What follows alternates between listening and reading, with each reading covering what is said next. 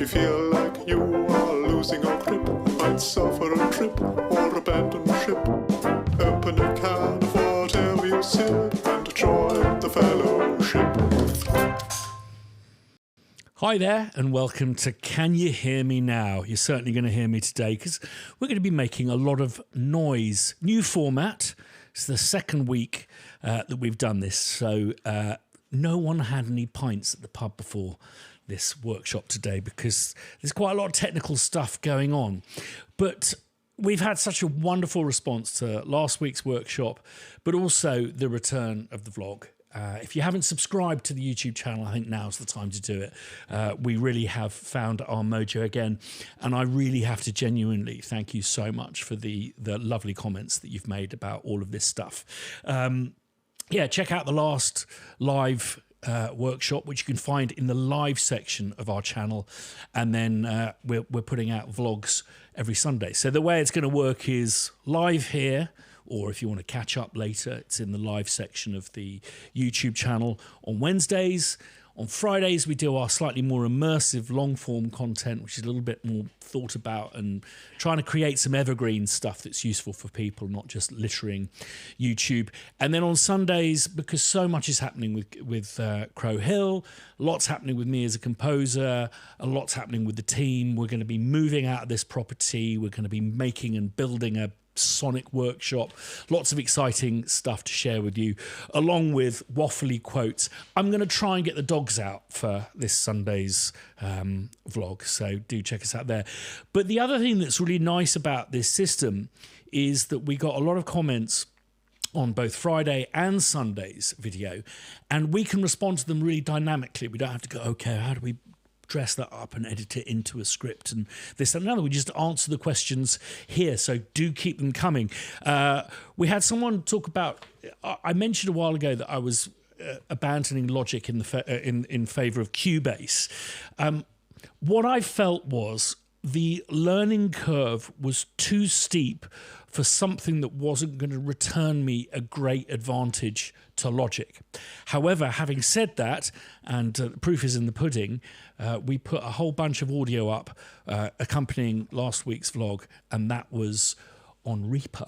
And I am seriously thinking of doing my next compositional project on that because I just feel like it feels more up to date. It has a feel to it, and there's this open source kind of view to it, and it just does things that it is amazing that Logic can't do, like multiple movies in the same timeline, that kind of stuff. So that's answering that question.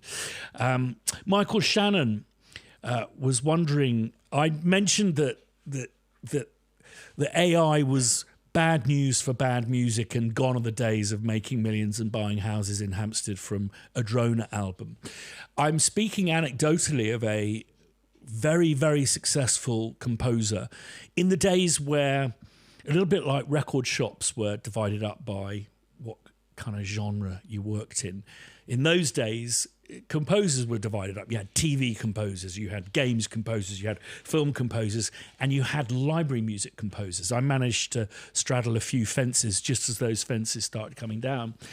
And a lot of people in library music made a really, really good living out of it. And I know I spoke to someone who is one of the top library music composers, certainly in his day. And he said that 40% of his income was from a track called Low Subby Drone. Them's were the days.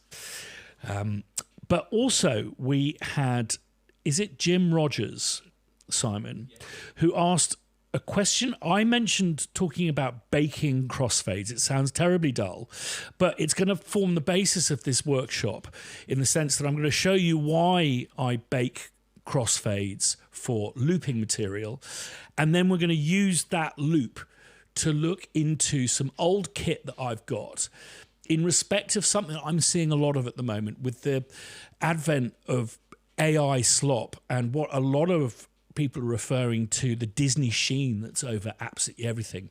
A lot of producers, I hear, are really trying to humanize and shitify their music, for want of a better word, crapify. Let's use that one. So what I thought I'd do is dig out some old bits of kit to look at what these bits of kit do to them when you overdrive them, that kind of stuff. Talk about how just finding a bit of kit that you can put a signal in, even if it's as a parallel signal path, is a really fun thing to do. But also, if you don't have the space or the money, and I mean, these things are quite rarefied. I've been collecting this stuff for 30 odd years now. If you don't have the space or inclination to buy hardware, how there's some stuff that you can do in the box to shitify your music. So we'll be getting onto that in a minute. The old format of this workshop, formerly podcast, has not disappeared. We still welcome people in for a chat. We just have something to talk about. If I do a bit of a workshop first, and then we welcome people on board. Anyone can join. It's a link in the video description down below, along with lots of bits and bobs that I'll be talking about today. I'm going to use some stuff from Piano Book, and it's quite easy to forget. There is this amazing depository of really unusual free sounds that tend to be full of character and have these wonderful stories accompanying them. If you haven't checked it out, pianobook.co.uk, there's no strings attached. You just have to sign up to be able to download some stuff. No subscription, and it's all free. And there's lots of exciting stuff coming up with Piano Book. I know I keep on saying that, but trying to get Crow Hill properly up and running Piano Book at the same time has been quite a stress. So this workshop will be an opportunity to showcase some of that stuff as well, starting with these drums that are made by Adam Witkowski. They're called Michael's drums, and they have a lovely, again, non-Disney sheen about them. And what I'm going to do is lay down a loop that is a mixture of different types of instruments to talk about why not baking a crossfade into looping material isn't always the best thing to do, certainly where client delivery is concerned. Now, when would you deliver looping material? Well, a lot of computer games composers will be really familiar with this conundrum and will often be briefed by computer games companies of how to bake with the looping crossfades intact so that things aren't complicated and you're not using the CPU of the console to create the crossfades. I don't know any of you who use Logic, and I don't know if they found a way around this yet, but often if you've got a big track count, the point at which things will crash or your computer will stumble will be the point at which you move through a whole bunch of crossfades, because basically you're completely doubling the voice count or the number of tracks that you're playing. So baking the crossfade is a solution for many a woe. So let me just lay down a couple of bits. And as I say, this is only our second workshop. It may go all calamitously wrong, but I'm going to lay down a drum beat first, and then we'll move on to some different styles of sound, and I'll show you why one X fade doesn't suit all.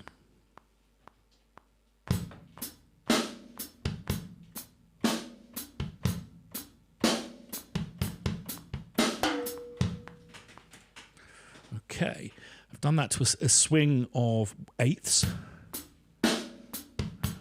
Take the click out.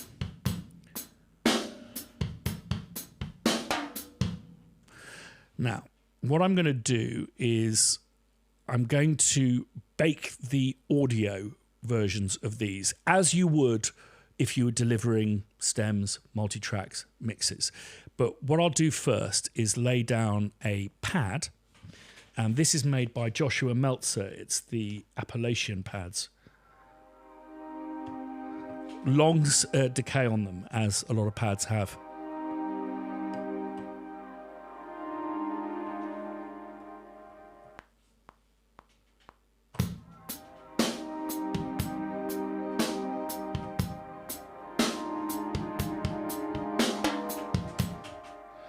And finally, we've got a Festive Celeste, which is made by, and this is absolute, it's a cracker, made by Justin Trieger. Thanks for this. You can put it in your arsenal for next Christmas, or if you're doing anything wizardy.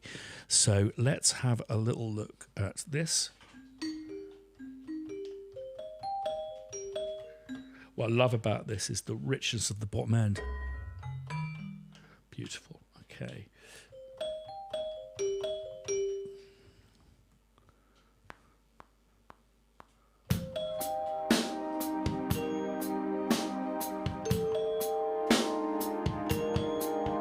That's horrible. I'm going to do that again.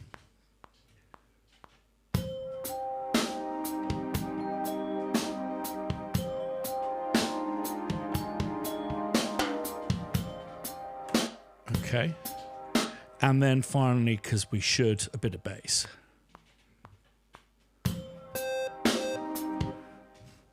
In the bass register would be handy.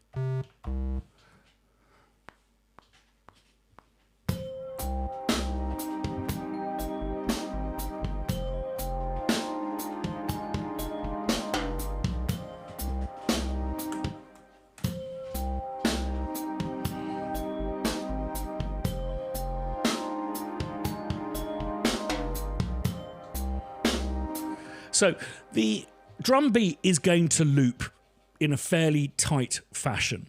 But what I'm going to concentrate on is if we loop these,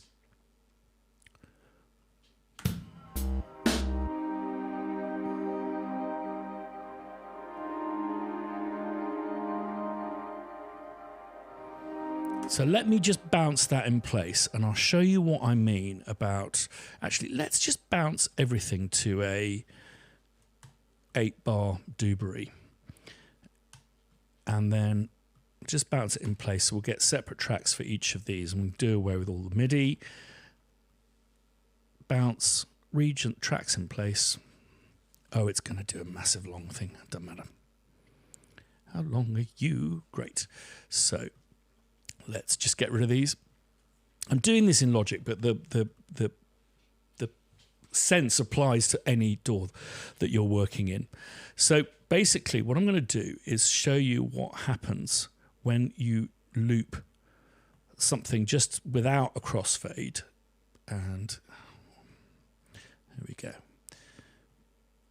I'm just going to reduce that down to the 8-bar that I suggested. Okay. Now, if we do look at the drums, let's have a listen to that. Now, I could just loop this like that. Absolutely fine.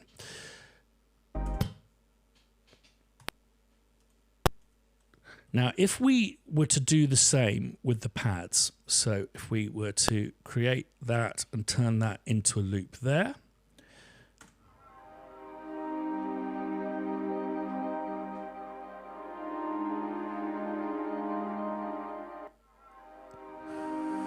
so what happens is it starts literally from the end, and it doesn't pay any attention to the lovely overhang that you've got there. So what I would do in this instance is I would take this and I would actually loop this middle section here, and I would set up a couple of really big crossfades. So one there and one there. So we've got a crossfade there. And let's make that really big, like that. So let's have a listen to that now.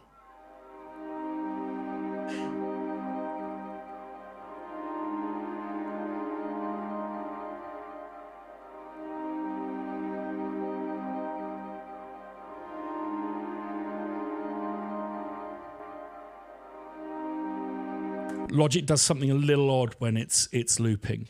Now, the reason why we wouldn't want to apply that kind of crossfade to everything is if you were to do the same with the drums, you would get a rather unpleasant sound because, as I mentioned before, what Logic is doing is effectively doubling the signal.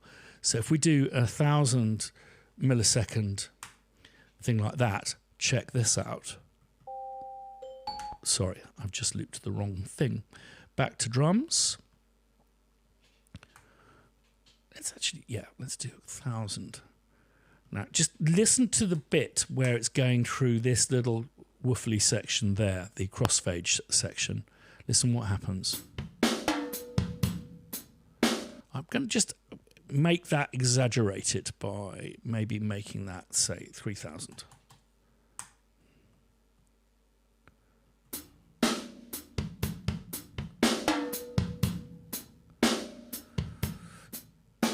So what you're hearing is a sudden real lump in volume there. And with different types of fades, you're also often going to get some kind of fading there.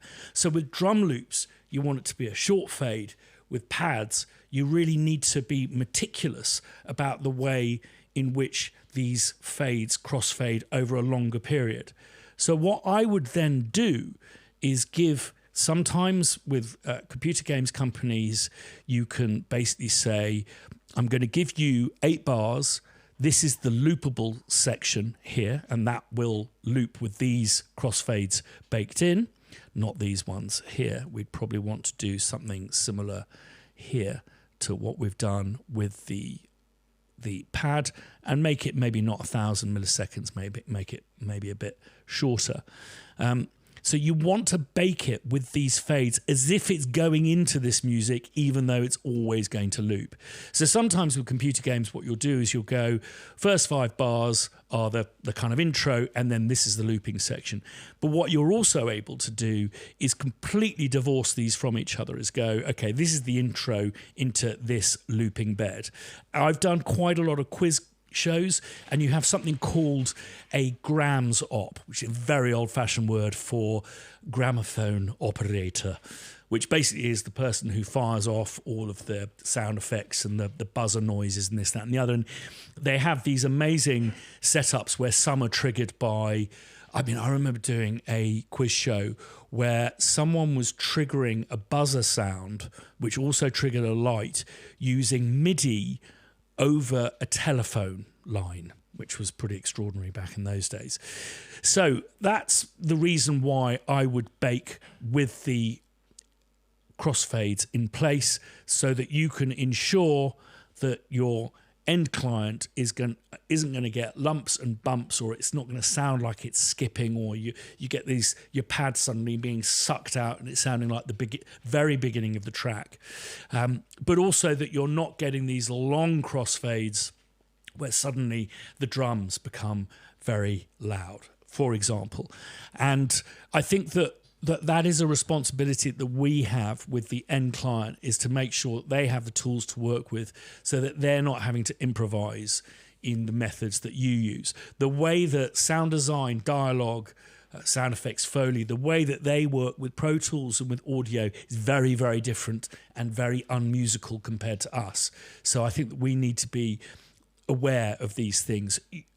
A sound editor, I'm generalizing here, or a dialogue editor, is probably not going to hear when something is overlapping and, say, for example, the drums are flamming. They're just not going to be tuned in on that kind of stuff, which is another reason ad nauseum why I talk about the importance of learning how to use Pro Tools. Because if you don't, you'll find yourself one day on a dubbing theatre with someone else who maybe isn't musical editing your music for you. So therein lies a lesson. Okay, so what I'm going to do is let's remind ourselves of what this sounds like just straight out of this Focusrite.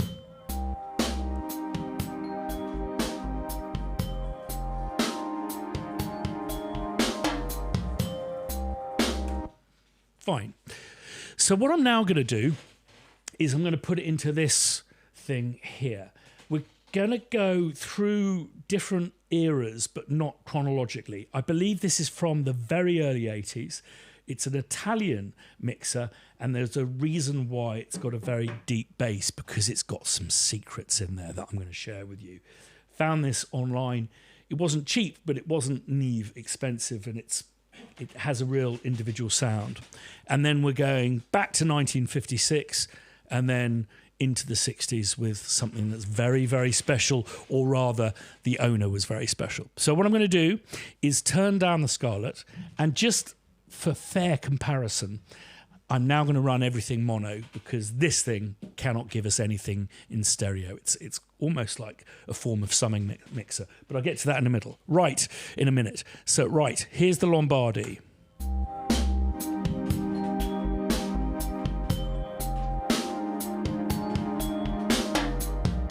Now, I'm driving it quite hot, and I hope you agree already there's a warmth to it in the bottom end.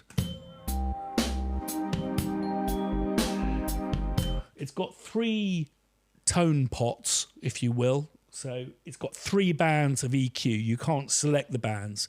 But certainly where the bass is concerned, they've picked the right one.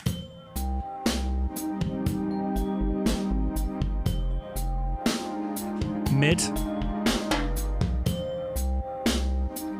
And top.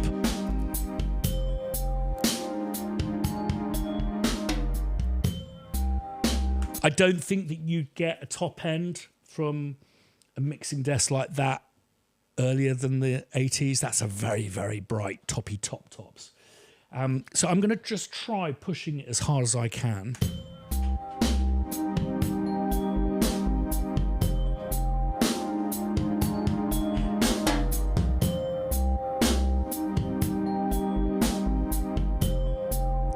So for me, this is more of a warmerizer than it is something to really crank. It's not really bringing a huge amount to the party when you really... I think the extraordinary thing about this mixer, other than these lights, I don't know if you can see those. Oh, so beautiful. Little delay there as the voltage warms up the little lighty plops. What's really interesting about this mixer is it's really difficult to make it clip.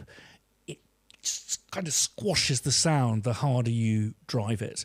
And I don't want to drive this too hard because it's difficult to know whether you're driving this or whether you're actually driving the output of the Focusrite. But it does have a little trick up its sleeve. And I think one day what I want to do is a multi-sample library based off this noise, and it really is a noise.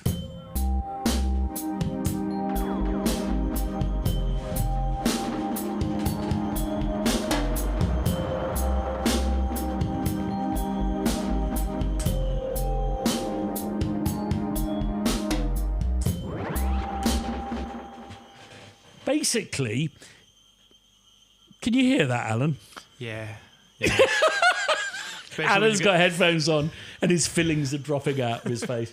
In there are 4 spinning platters, akin to like the Binson Echo Rex that Jimmy Page and John Bonham made famous on that track. Is it When the Levee Breaks? Yeah. So they're spinning in there, clearly need some oil. But they've got this really grotesque echo. And I'm thinking it might be nice to do a multi-sample set of instruments, which is just 100% just one of those repeats.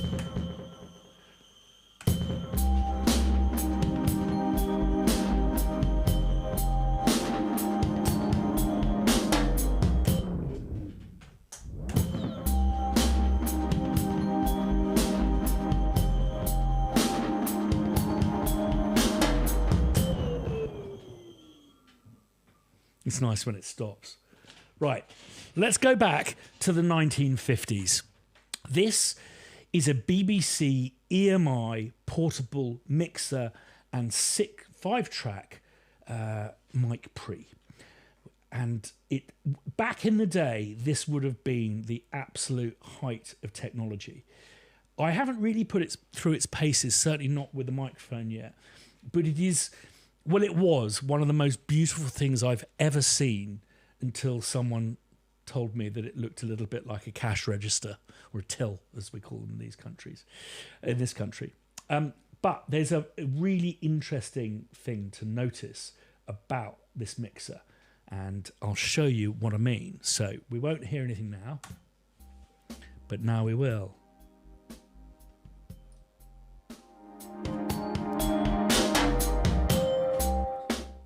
If you have a look at the numbering here, you'll actually see that the top is the bottom and the bottom is the top. And the reason for that, to this day, BBC mixing consoles go in reverse. And it's basically to prevent people leaning over a desk with their heavily starched suit cuffs, forcing a fader up and blowing out a transmitter. And there is a show in this country called Later with Jules Holland, where they have 6 acts on playing absolutely live, and they have one engineer operating 6 different mixing desks, one for each band. He's doing the sound that's going to transmission. And 3 of the desks are standard and 3 are BBC. So imagine switching midway through a studio recording where suddenly up is down and down is up. But I just want to have a listen to this.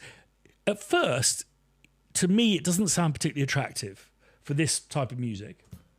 Goodness knows what that type of music is, by the way.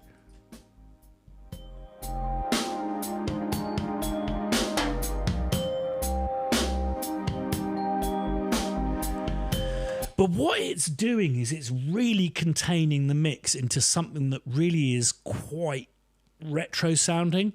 And what I would do is I'd probably record that through this and then do some restorative, maybe some reductive EQ. It doesn't have the warmth of this thing, but if you listen to a lot of retro loops and break beats, they don't really have all of the bottom end. That tends to be added in if you're doing something hip-hoppy or trip-hoppy with something like an 808 or a 909 kick.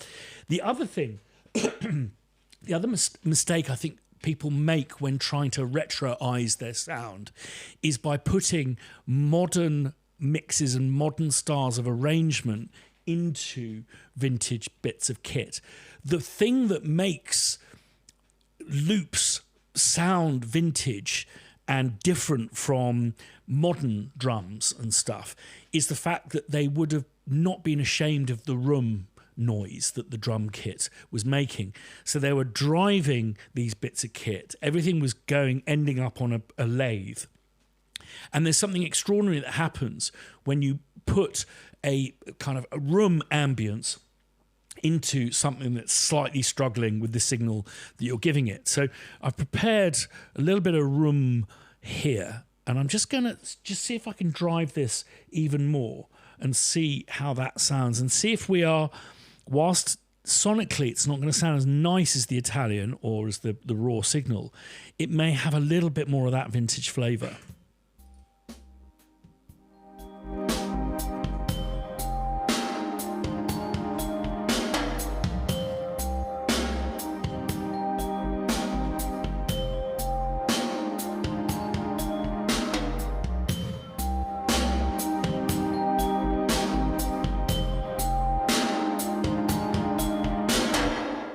See, a real giveaway with modern sounds is a clean, true digital reverb. And I think by sending reverbs on the instruments into units like this, you're not only giving it an odd, non-realistic EQ curve that makes it sound less sophisticated in a nice way, but also when you're overdriving circuits, they're trying not to explode, so that they will squash your signal and eventually clip, and you'll be clipping the reverb as well. Finally, mid-60s, if not late 60s, I forget the date he died. Was it the same as Jim Morrison, 71? I think it was a bit earlier. It might have been 68, actually. He was 27 as well. This was owned by Jimi Hendrix, used at home for rehearsing, in the studio, and live. And I would have loved to have known what he was doing. You know, stuff in those days, there wasn't the complexity of and choice of all of these different pedals that you get these days. So it would have been really interesting to see how he was basically putting different pedals and different inputs into parallel. And then I imagine using this and balancing it against the feedback that he was getting off stage. He really was an innovator. And I've used this on quite a lot of stuff when people go, can you just make it sound a bit more shit? So let's have a listen. We need to press this.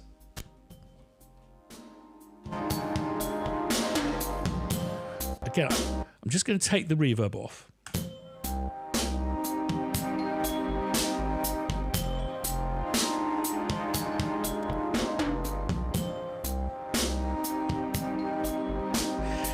So it sounds, excuse my French, like a bit of a fucked mix. Really, it's not like a digitally distorted. It's got there's a curvy shape to the crunch. But if you add the reverb in, suddenly you get more of that effect.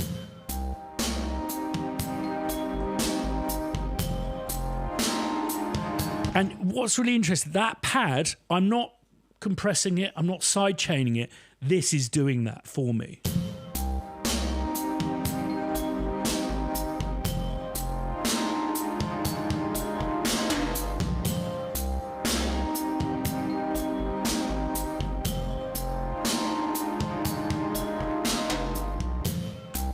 Again, I'd record it into the computer and then I'd maybe correct some of the slightly nastier mid-range stuff. But what it's done is it's shaped the sound and it's taken stuff away and crushed it and I don't know, made it sound, it connects it to 1965, I guess. I prefer the character and spirit of a really dull piece of music I've just made for you when it goes into this, but I'd need to do some work on it. Now, as I mentioned before, when thinking about shitifying your sound, there's plenty of ways of doing it within the box, and there's loads of plugins that you can buy, but there may be something right under your nose that comes shipped with your DAW. And what I have used many times, probably most notably for audiences outside the UK, this won't be familiar for you, but there's a big hit, well, cult hit TV series I did called Inside Number 9, and it featured a pizzicato violin, and I wanted to de-beautify it. It was recorded at Air Studios, so it sounded wonderfully lush, and I wanted it to sound really primitive. So what I did is I stuck the pizzicato into a virtual guitar amp, and I've just pulled one up here. This is not going to sound very nice. A little bit like when you pull up drum plugins and always have to turn down the hi-hat, you always have to jump on the treble knob. So let's have a look here. Or fillings. So let's just take the treble down.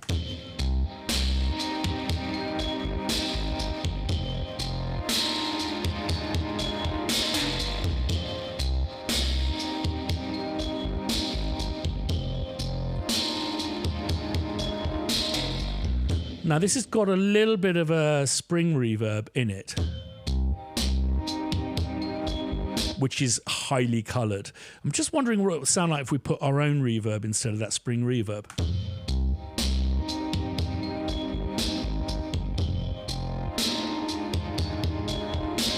And then maybe introduce just a little bit of that spring.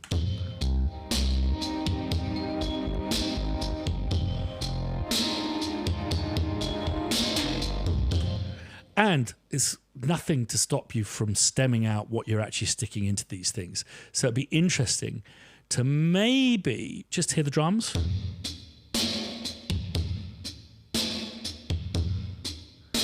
To me, sounds way, way more interesting. And I always find it's like a bit cheaty when you add stereo delays to drum beats in the vain attempt to make them sound a bit funkier. But I think when you put it into these shitterizers, you can kind of get away with it. So let's have let's do.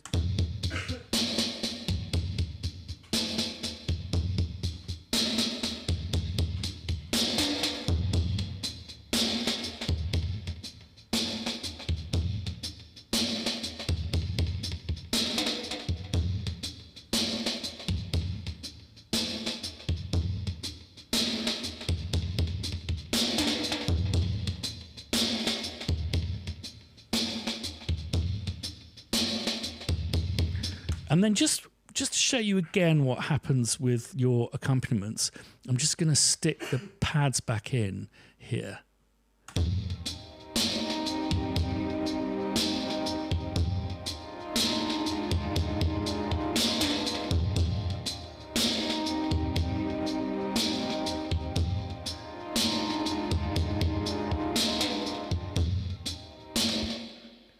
So that's my tips on mix crapification.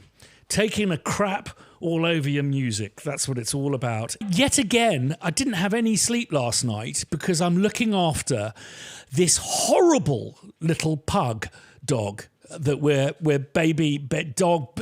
It basically looks like a really long, hairy shit with a face that has got an underbite that you could catch rain in, and it's a face that only you get if your siblings shag. And I think that this dog's parents are also his auntie and uncle, and it's just there's nothing nice about this dog. It's not affectionate, but it keeps the whole house awake. So I had to sleep on the sofa, and it snores louder than me.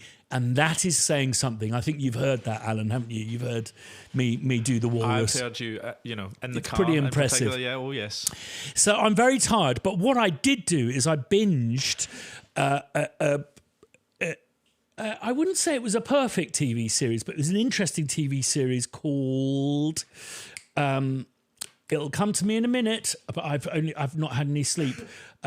What's that thing called when you? It'll come to me. It's directed and written by Inarritu. Disclaimer, and I think it's really worth watching for. It takes a lot of commitment and it really pays off. It's 7 hours long, but it was really interesting because I was watching it and the music was lovely. It sounded to me like maybe a string quartet or quintet. But I had to keep turning the television down because the bass end on this quartet was it was phenomenal. It was like, whoa, just a string quartet. And then I noticed that it was Phineas who'd done the score, who's Billie Eilish's brother and co-producer of her material. So I'd love to reach out to Phineas and talk to him about him moving from production into scoring, but well worth catching. Not the best thing you're gonna see, and I'm not entirely. I will never be rude about fellow musicians, but I reserve the right to possibly question whether Sacha Baron Cohen should have been cast in what was a very complex role. He seemed a little bit out of his depth, certainly when working face-to-face with the cast that was assembled. Anyway, that's my news this week. Do we have a question that we should be asking? Yes. What, if anything, do you use if you want to shitify your mix, add those all-important upper harmonics and make things sound just a little less Disney sheen? Are there plugins that you like using, or have you found a speak and spell that you have hacked into to use? Elliot is having difficulty focusing. Focus, Elliot, focus. How are you? I'm good, thank you. Yeah, I'm good, thanks. That was it's quite interesting. You had the workshop today about kind of shitify things, so to speak, because you reminded me that I picked something up to try this and haven't yet, but I'm excited to.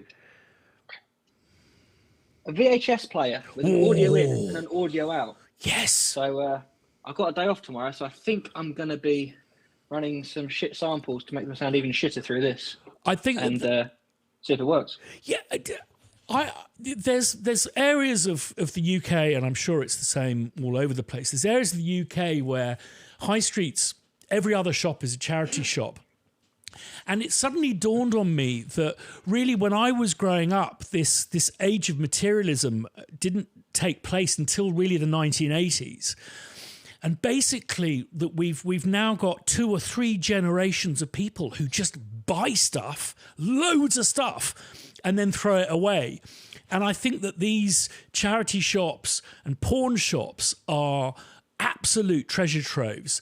The only thing that makes me sad is it's also the age of Google.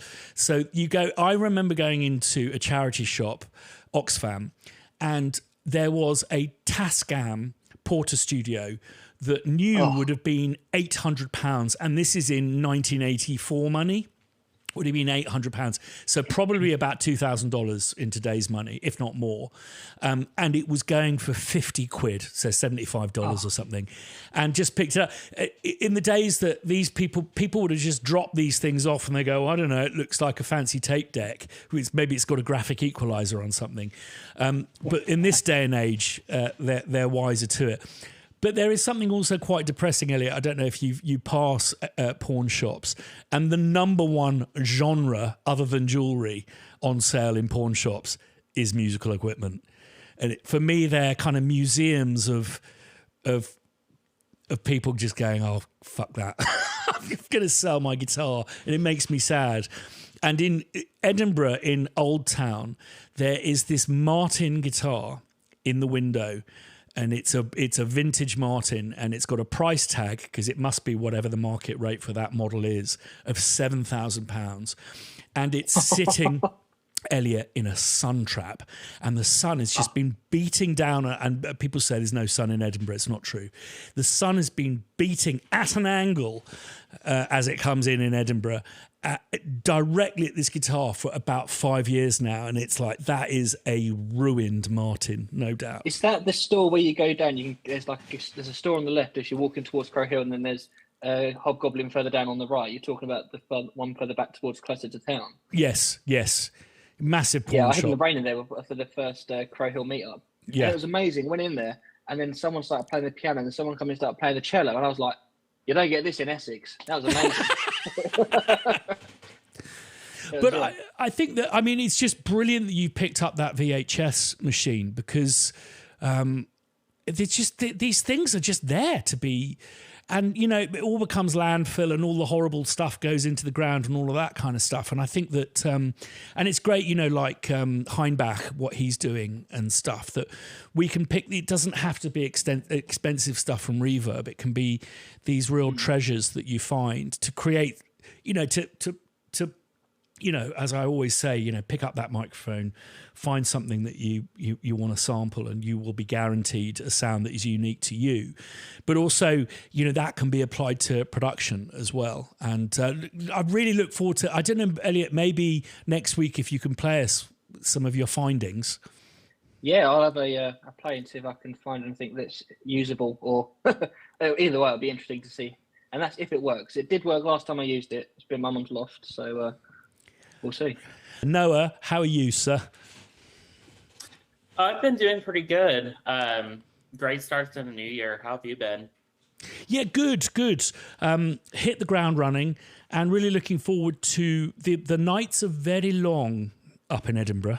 So the little brief trip out to NAMM, I'm going to try and spend as little time in the conference hall in Anaheim as humanly possible for sunlight, but also sound reasons. But yeah, so what have you been up to?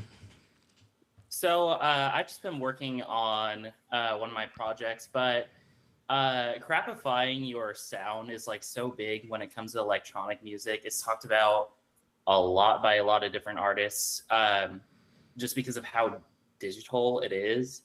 One thing I found is there's this plugin called TB Real Bus. It adds sort of that analog noise to pretty much any track that you have, and you can kind of filter through the different types of noise. There's like white noise, pink noise, brown noise.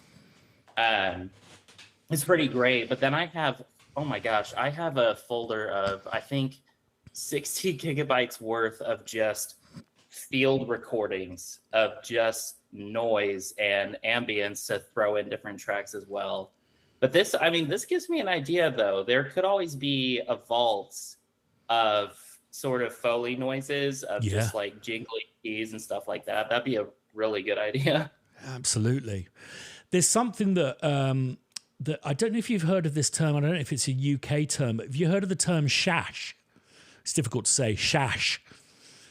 That's the technical term for an indiscriminate noise that you cannot calculate. And it's a word for snow, which is the word they give for white noise. And I got myself into a rabbit hole about how they create white noise generators. And it's all about unhappy electrons being amplified very loudly. It's quite a rabbit hole to go down.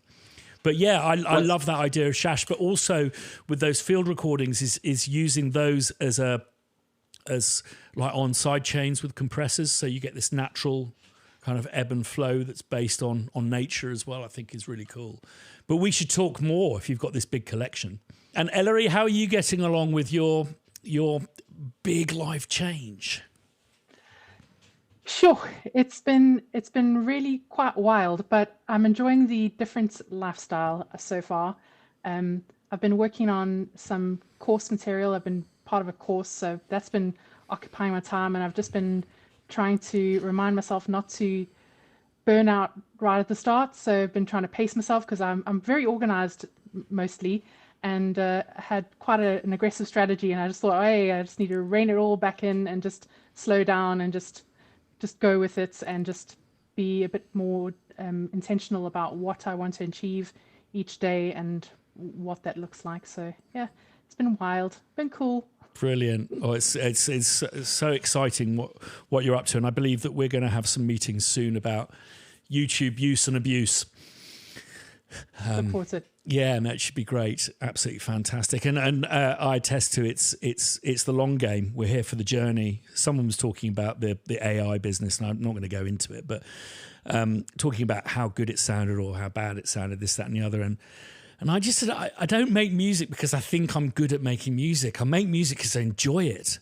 And I think that is absolutely crucial. I pitched on this job today, and you know, I was like, oh, maybe they don't want a saxophone and omnichord ensemble, but I want to make that. And I know if they say yes to me, I'm going to really enjoy it. And then when I really enjoy it, I'll deliver really good work, and I'll show the world what you can do with saxophones and omnichords and a few shittifiers. So there we go. Well, I'm going to call it a day because I've been up with this bloody pug. I will endeavour to bring a picture of him if it doesn't give you nightmares. But also, I haven't yet, Mandy, disgracefully, booked my flights out to LA yet. So I've got to get on with that. That's how I roll. So anyway, I suspect I'll be dialing in remote for the next workshop, but I'll be thinking of things I can do from a hotel room. That involves music. Oi, Alan, you filthy, filthy man. You can take the man out of Glasgow, but you can't take the Glasgow out of a man. And yeah, best of luck, Malcolm, with the gigs at Celtic Connections. And Elliot, please do play us what you come up with in your VCR. I look forward to seeing that. Lovely to see you all. Thank you all for turning up, and we'll be back same time, same place next week. If you feel like you are losing a grip, might suffer a trip or